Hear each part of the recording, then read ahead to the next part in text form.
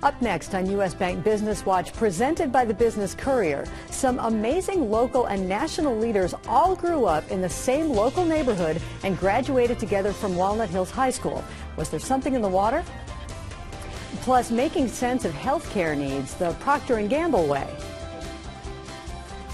And helping customers and restaurants connect. It's a growing business. U.S. Bank Business Watch is next.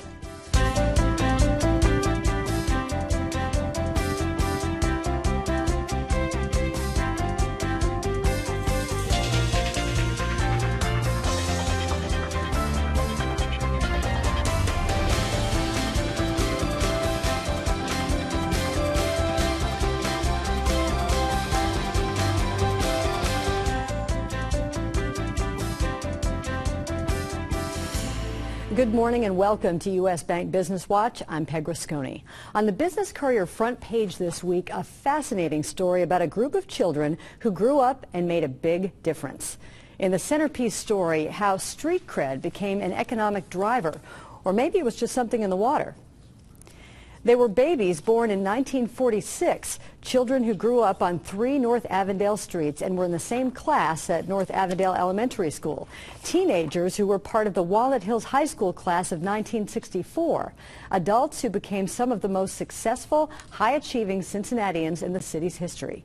Those 3 streets produced a 5-time Tony Award-winning Broadway producer, an Oscar-nominated director, a Cincinnati mayor, the conductor of the Metropolitan Opera in New York, a Los Angeles TV production company executive, and an entrepreneur who invented the spin brush toothbrush, not to mention a batch of doctors, lawyers, and university professors. Their achievements put Cincinnati on the national and even international stage, brought plenty of investment dollars to the city, and helped craft their high school's reputation as a stepping stone to achievement and success.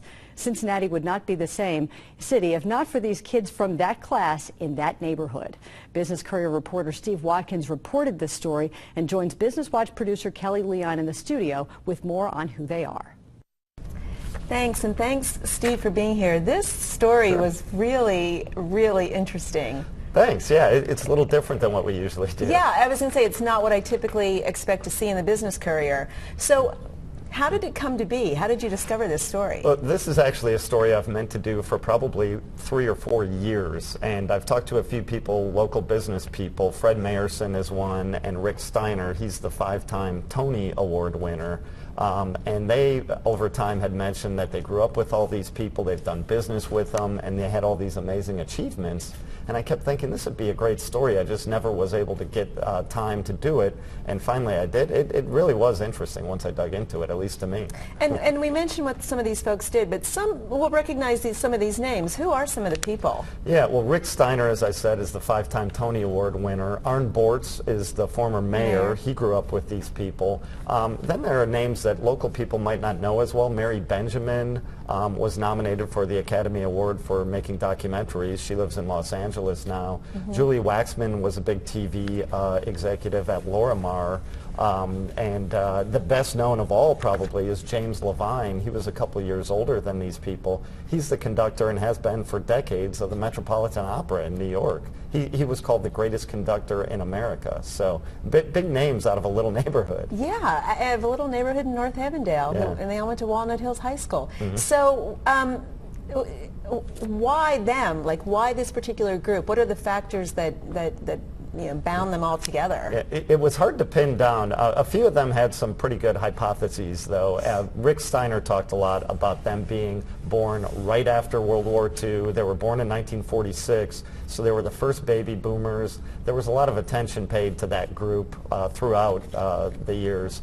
And they all grew up in a Jewish neighborhood. Almost all of them had Jewish parents, and they all talked about having 2-parent families. Education was focused on a lot, and also because a lot of them were pretty big achievers even at younger ages, they pushed each other. They had a lot of competition, and they said it's friendly competition, but it really helped them achieve a lot. Are they still close? They are, yeah. It's amazing how many of them still keep in touch, and they'll call each other like Ricky Steiner and Johnny Osher. Johnny Osher I left out before. He invented Spin Brush, which is the best-selling toothbrush of all time. He sold to Procter & Gamble, but they call him by their names that they used when they were 10. That's awesome. Well, you've got to read the story. It's very, very interesting. So, Steve, thanks for being here this morning. Sure, and thank you. Back to you. Yeah, incredible story. Thanks, Kelly. Well, two guys who spent a couple decades at Procter & Gamble learning what motivates consumers are now sharing their insights with hospitals, health insurance companies, and pharmaceutical firms. Their company is called C2B Solutions. It identifies what type of personality traits someone has through just 12 questions and then places them in one of 5 categories of healthcare consumer. What we've taken from Procter & Gamble is understanding that a one-size-fits-all approach does not work across a patient population. And if you can understand the individual motivations of each of the patients, we can actually add to the practice of medicine using these consumer insights to actually drive better medical outcomes. Hospitals are interested in consumer insights because reimbursement from insurers is increasingly linked to patient satisfaction and medical outcomes. Home building is a family affair for Julie Zicka, who says getting into the business she now runs was kind of a fluke. Zicka's father, Mike, started Zicka Homes and asked his daughter to work for him for a short time. She never looked back. Zicka says the current market is good and teardowns are key. The teardown business or the off-site business has been a growing trend and is getting greater, I think, simply because there are less developed lots than there were before the market crashed. So builders are looking for lots, and most of those lots are in off-site areas like Riverside Drive, Montgomery, Indian Hill. Zicka Homes is ranked number 5 on the Business Courier's list of largest tri-state home builders. The commercial real estate world has a new local leader with a familiar name. Bob Fessler is the new head of CBRE. He was most recently Senior Vice President of Asset Management and Sales with Corporex Companies and has been in the real estate business for more than 25 years. The Cincinnati commercial real estate market clearly is gaining strength with growing absorption and combined with less development than there's ever been. The occupancies are going up, rental rates are going up, landlords' positionings are strengthening. CBRE is Cincinnati's 3rd largest commercial real estate firm. Leaders of the Banks project are trying to cobble together the funds to build the garage that the project's 3rd phase will sit on, with the hope of completing construction by September of 2016. That's when General Electric opens its Global Operations Center at the Riverfront development. The project needs to find about $15 million to complete the funding picture for the garage at Phase 3A of the Banks. Phase 3A sits south of Freedom Way, north of Mering Way, between Race and Vine Streets. Both parts of Phase 3 are currently used for Reds parking and for Bengals parking and tailgating. Well, one of Cincinnati's largest accounting firms is merging for the 2nd time in less than a year. Battelle Rippey Kingston has reached a definitive agreement with Chicago-based McGladrey LLP, in which McGladrey will acquire substantially all the assets of Battelle Rippey Kingston. McGladrey is the nation's 5th largest accounting firm with $1.4 billion in revenue last year. This merger just takes us to the next level.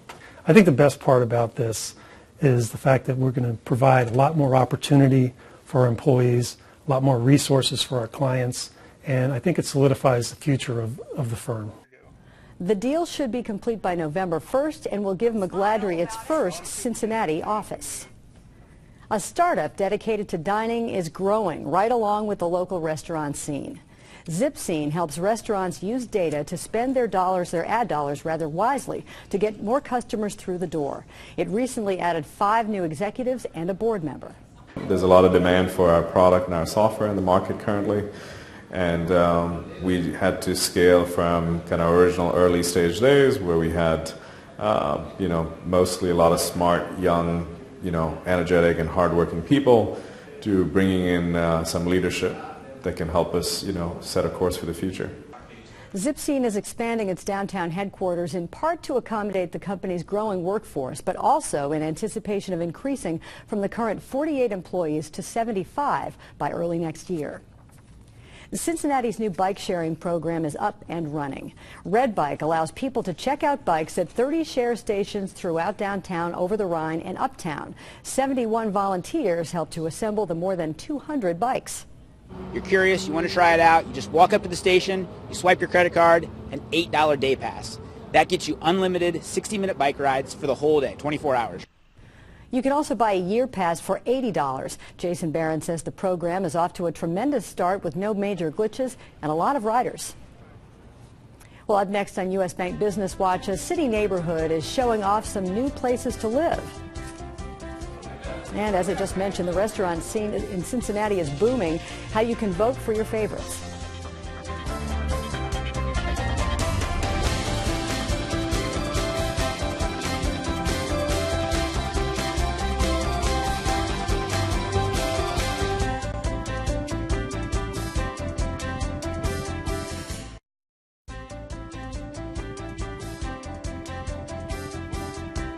Some news now that's getting a lot of attention in the Business Courier website and social media.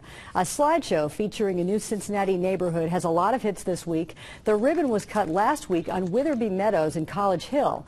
The homes are part of the 12th Citirama show, which runs through today. 7 of the 24 lots in the development are already sold. Developers are waiting on final approvals for a large residential development that will bring more than 60 single-family homes and more than 200 apartments to the California neighborhood in Cincinnati. Harborview Holdings is working to develop about 40 acres of land along the southeast end of California Golf Course.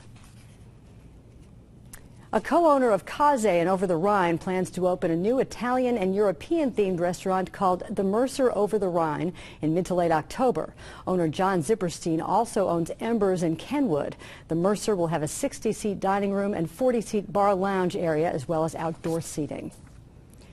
And speaking of restaurants, the Business Courier wants your input on the best local restaurants in its Foodie Favorites competition. The Courier has taken 32 of Cincinnati's top upscale restaurants and matched them up NCAA bracket style to offer you the chance to weigh in on your favorites. Check out the website to cast your votes. On October 13th, winners of the first round matchups will be announced and head into the Sweet 16. This will be a lot of fun. Well, last week the Federal Reserve indicated a rise in interest rates is likely. Neither the business community nor consumers have had to contend with rising rates for many years, and last week's statement from the Federal Reserve signals a clear transition. There are several moving parts to look for in the months ahead as this important transition unfolds. In this morning's U.S. Bank Economic 360, we turn to our very own Jim Russell, U.S. Bank Wealth Management Senior Equity Strategist. He's with Business Courier editor Rob Dahlmeyer in the studio. Gentlemen. Thank you very much, Peg, and thanks for being here, Jim. Great to be with you, Rob. Tell us a little bit more about what the Fed just did and how it matters to the folks who are watching the show this morning. Yeah, sure. The Fed actually didn't do much, but what they did was they did clarify things for people. It's not a matter of if they increase interest rates, but perhaps when. So that clarity was perhaps brought forward in last week's statement. So what did they, say? A couple of things that were notable in the release. They're going to hold interest rates low for a considerable period of time after they finish the quantitative easing program. That finishes up in October. We'll speak more about that in just a second. Also, the Fed chair, Janet Yellen, is an excellent labor economist, and she indicated that there remains labor market weakness. Certainly wage growth remains very stagnant. 6.1% unemployment is a little higher than most people would like to see. She's seeing some demographic trends here. They're starting to take effect. So we have the right person in charge, we think, at the right time. And again, they mentioned the end of quantitative easing in the month of October. Now, quantitative easing is a term that you might hear a lot. You might not understand what it is. It's actually pretty unconventional, except for lately. Yeah. Talk a little bit more about whether or not the quantitative easing the Fed's going to continue to do that. Sure. What the Fed has been doing is buying long-term, long-dated bonds in the open market, and what that has done is taken long-term interest rates lower. That impacts you and me because the mortgage rates are based upon the 10-year Treasury. Right. 10-year Treasury is a pretty long-dated bond, so mortgage rates have been lower than they would have been otherwise. What you see is the quantitative easing program here in the graphic really winding down, with the last little piece going to be complete in October of this year. And again, what the Fed indicated past week was that after the quantitative easing program ends in October, the last month of a $15 billion open market purchase, they're going to wait a while, and they're going to kind of see what the data brings, and they're going to be very data dependent. If the economy starts to heat up a little bit, they'll probably ratchet interest rates up. We're thinking perhaps mid-year 2015. So again, this transition is probably underway, and they're very likely to condition the marketplace and let them know with full transparency what's getting ready to happen. Yeah, every word that comes out of Yellen's mouth, any Fed chairman's mouth, is parsed and studied, and there are more probably brain cells used on trying to figure out what they mean than anything else. What does what the Fed did there this week, what does it tell us? What should it tell us about next year or long term? What I think it really does communicate very clearly, Rob, is that this recovery is now entering a sustainable mode. We're thinking right around a 3% growth rate. We're actually going to get a GDP number in the days ahead on where we're growing, how fast we're growing. We're thinking a 3% growth rate. That really compares, though, against about a 3.4% growth rate in the 1990s. And one of the other things that the Fed did, which gets a lot less attention, is they actually projected economic growth in the United States till the year 2017. Now, those forecasts can be off, and they are often revised, but they actually brought that forecast down just a notch to right under 3% from higher numbers previously. So we think low inflation, sustainable growth, moderate growth, lower unemployment is probably some of the themes we should expect in the months ahead. That's great. And anytime you compare interest rates with anything we did back in the 90s, that's good news, I think. Yes, sir. So thank you very much for being here. Thank you, Rob. Peg, back to you. All right, good insights as always. Thanks, Rob and Jim. Well, still to come on U.S. Bank Business Watch. Early-stage startup investor Cincinnati has won a national award for helping entrepreneurs get the funds they need to grow their businesses.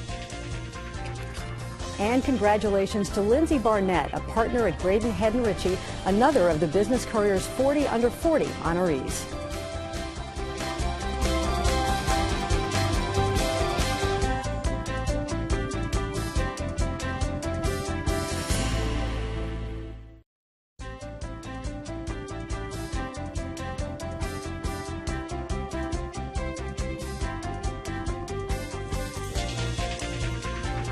In this morning's Business Insight, if you read the Business Courier regularly, you know that over the last few years, Cincinnati has started to gain a reputation as a Midwestern tech startup hub.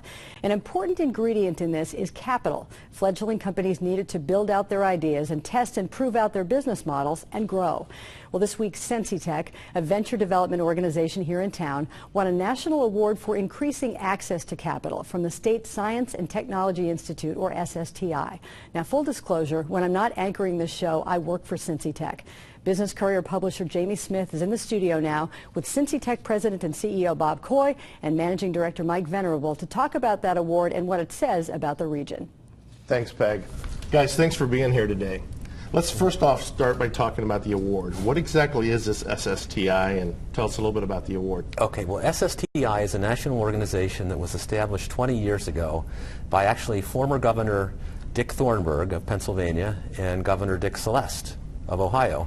And those were two governors who were pioneers in the role in developing programs for the state government to help stimulate their economy through the support of technology startups. And it's grown now into a large organization of states, seed funds, and universities primarily from around the country. And we applied for an award, the Access to Capital Award. It was a peer-reviewed process, anonymous peer-reviewed process, and we were selected for the Capital Access Award this year. Well, that's great to hear. Now, we write a lot about companies that you guys work with. And earlier in the show today, we had a story about Zipscene. Talk a little bit about what you guys do to help these companies. Well, Zipscene is a great example of, I think, a great entrepreneur locally with roots in one of our large companies here from P&G, and somebody who has the integrity and perseverance to really drive a business like that. What we do is we work with people pre-investment to help them develop their business idea into an investable concept that can be eventually attract venture capital. So we're looking for $250 million or more kind of opportunities, and spend a lot of time with them ahead of investment, and then help bring other investors to the table pre-investment to put the deal together, and then stay with the company as advisors and in a governance role as they continue to grow. Okay. Well, I know we're full of entrepreneurs, we're full of inventors. What's your role? I mean, how do you decide who you're going to help and who you're going to get through this process? Yeah, we have a selection criteria that we use. First, we focus on companies that are in the IT and the bioscience space primarily, but we've also worked with companies in the advanced materials area. We would like them to have a big idea that has an addressable market of at least $250 million a year, an intellectual anchor, either a strong founder with domain expertise or intellectual property. And we have to believe that this company will be of interest at some point in the future, that it will attract institutional venture capital in order to keep it growing. Okay. Well, it's great to help anyone or any company, but these companies have to be in the region. They have to be in the region. Right? Yeah. Okay. And then tell me a little bit about why it's important, and either one of you guys can answer this. Why is it important to these companies and these entrepreneurs to work with organizations like yourself? Well, I think, look, I started the company in 1993, and there was nothing like this around, and I was in D.C. at the time. But you know, the resources that are available today really help jumpstart the process significantly. So access to capital, access to help like the Brandery Mentor Network, access to even follow-on round financing like Centrifuge helps to stimulate. All those things together make it a very good place and a good time to be an entrepreneur in Cincinnati. Yeah, well, I think as we talked before the show, it's just so exciting to be in Cincinnati right now. Not with everything that's being built up, but just in these companies that start from nothing and just becomes really successful businesses for us. Are there any secrets we have out there? Any companies that are getting ready to pop into the scene here? Not really that we can talk about. But stay tuned. I think 2015 will be a big year. A great year. Yeah. All right. Well, guys, thanks for being here. Thanks for bringing us this great news. Thank you. Peg, back to you. All right, thanks Jamie, Bob, and Mike. And thank you for joining us this morning for U.S. Bank Business Watch. We'll be back next Sunday and every Sunday morning at 6:30 here on Local 12 and 10 a.m. on the CW. For more business news all week long, you can visit the Business Courier online and sign up for daily emails and follow on Twitter and Facebook. The address is cincinnatibusinesscourier.com. I'm Peg Rasconi. Have a great Sunday.